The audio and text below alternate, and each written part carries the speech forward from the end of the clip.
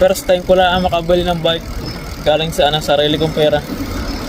Dati ko pang gusto makabili ng bike na ako nasa Pinas pa lang.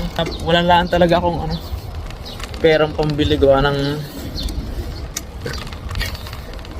ako nga tambay lang dati sa amin.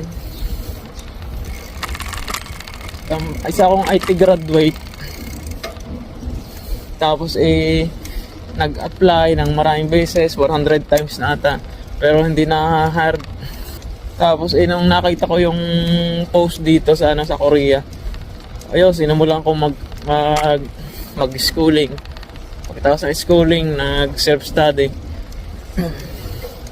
Bumagsak ng unang take, pero hindi sumuko.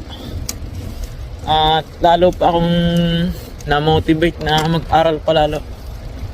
At ngayon naman, worth it naman yung nakapasa.